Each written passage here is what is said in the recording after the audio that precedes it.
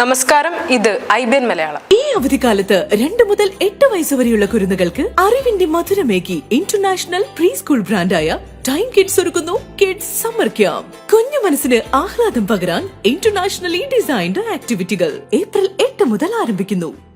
മട്ടാഞ്ചേരി മാഫിയയെ സംരക്ഷിക്കുന്ന ആ മന്ത്രി ആരായിരിക്കും? പ്രമുഖ സിനിമാ നടനായ ഷൈൻ ടോം ചാക്കോ ഇപ്പോൾ നാട്ടിൽ ലഹരി കാരണം ഒന്നുകൂടെ പ്രമുഖനാണ്.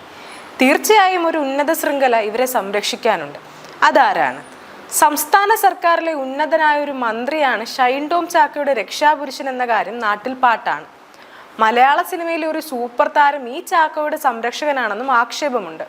ഒരു ഹോട്ടലിൽ മയക്കുമരുന്ന് ഉപയോഗം നടക്കുന്നു എന്നറിഞ്ഞ് പോലീസ് എത്തുമ്പോൾ ഷൈൻ ടോം ചാക്കോ 3-ാം നിലയിൽ നിന്ന് താഴേക്ക് ചാടി ഓടി രക്ഷപ്പെട്ടു. കുറച്ചു ദിവസം മുമ്പാണ് 2015 ഒരു മയക്കുമരുന്ന് കേസിൽ നിന്ന് ഇയാൾ ശിക്ഷയിൽ നിന്നും രക്ഷപ്പെട്ടു എന്നല്ല, പോലീസ് ഇയാളെ രക്ഷപ്പെടുത്തി എന്നാണ് കോടതി വിധിയിൽ തെളിയുന്നത്. കാരണം മയക്കുമരുന്ന് കേസ് അന്വേഷിക്കുമ്പോൾ പാലിക്കേണ്ട നടപടിക്രമങ്ങൾ പാലിക്കാതെയാണ് കേസ് രജിസ്റ്റർ ചെയ്തതും അന്വേഷിച്ചതും. അതിനുവേണ്ട ഒത്താശ ചെയ്ത ടോം ചാക്കോയുടെ ആപത് ബാന്ധവനായ ഈ സൂപ്പർ താരമായിരുന്നുവെന്ന് അന്നേ കേട്ടിരുന്നു. കൊച്ചിയിലെ മയക്കുമരുന്ന് ഇടപാടിൽ മട്ടാഞ്ചേരി മാഫിയ എന്നറിയപ്പെടുന്ന സംഘത്തിന് പങ്കുണ്ട് എന്ന് അന്നേ പാട്ടായിരുന്നു. എന്നിട്ടും ഒന്നും നടന്നില്ല. സിനിമയിലെ സൂപ്പർ താരങ്ങളെയും സിനിമാ സംഘടനകളെയും ഭയക്കുന്ന സർക്കാരാണ് കേരളം ഭരിക്കുന്നതെന്ന് കരുതേണ്ടിയിരിക്കുന്നു. സിനിമാ നിർമ്മാണത്തിൽ മയക്കുമരുന്ന് മാഫിയ ആളും അർത്ഥവും നൽകി പങ്കെടുക്കുന്നുണ്ട് എന്ന ആക്ഷേപവും കുറേ കാലമായി കേൾക്കുന്നുണ്ട്.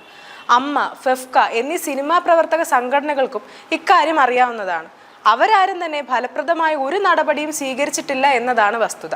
ഒരു ഭാഗത്ത് സർക്കാരും ബഹുജന സംഘടനകളും വൻ രീതിയിൽ മയക്കുമരുന്ന് വിപത്തിനെതിരെ പ്രചാരണവും നിവാരണ പ്രവർത്തനങ്ങളും നടത്തിക്കൊണ്ടിരിക്കെയാണ് നഗരമധ്യത്തിൽ സിനിമാക്കാർ മയക്കുമരുന്ന് ഇടപാടുകൾ നടത്തുന്നത്. അവരുടെ രക്ഷകരായി മന്ത്രിയും രാഷ്ട്രീയ നേതൃത്വവും താരപ്രമുഖരും ഒത്തുചേരുന്നു എന്നത് ഭയാനകമാണ്.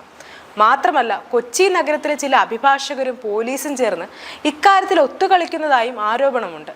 അധികാരത്തിന്റെ ഇടനാഴികളിൽ അടക്കി പിടിച്ചിട്ടില്ലാതെ തന്നെ ഇത് സംബന്ധമായ ഫലിത സംസ്കാരങ്ങൾ നടക്കുന്നുണ്ട്.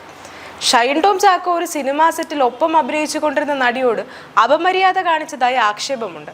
മയക്കുമരുന്ന് സേവിച്ച് അഴിഞ്ഞാടാനും ഒപ്പം അഭിനയിക്കുന്ന പെൺകുട്ടിയെ പീഡിപ്പിച്ച് രസിക്കാനും സിനിമാ നിർമ്മാതാവും സംവിധായകനും എന്തിനാണ് ഈ നടന് സംരക്ഷണം നൽകിയത്? നമ്മുടെ ഭരണ നേതൃത്വവും രാഷ്ട്രീയ കക്ഷി നേതൃത്വവും താരസംഘടനകളും എന്തുകൊണ്ടാണ് മയക്കുമരുന്ന് മാഫിയെ ഭയക്കുന്നത്? കള്ളക്കടത്തും കരിഞ്ചന്തയും കള്ളപ്പണവും ഹാജി മസ്താന്റെ കാലം മുതൽ സിനിമയുടെ ഭാഗമാണ്. ഇപ്പോൾ മയക്കുമരുന്നും തീവ്രവാദി സംഘടനകളും സിനിമയിൽ ഇടപെടുന്നു. മുഖ്യമന്ത്രി ഇക്കാര്യത്തിൽ സജീവ താല്പര്യം എടുക്കണം.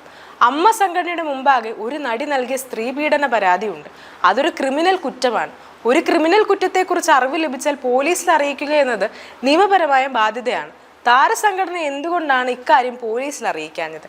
ഇപ്പോൾ ഇതാ പോലീസ് പറഞ്ഞിട്ടുമുണ്ട്, നോട്ടീസ് അയച്ച് വിളിക്കുകയുള്ളൂ, പുറകെ പോകാനില്ല എന്ന്. എന്ത് മികച്ച ഒരു ഇതാണല്ലേ. News desk IBN Malayalam.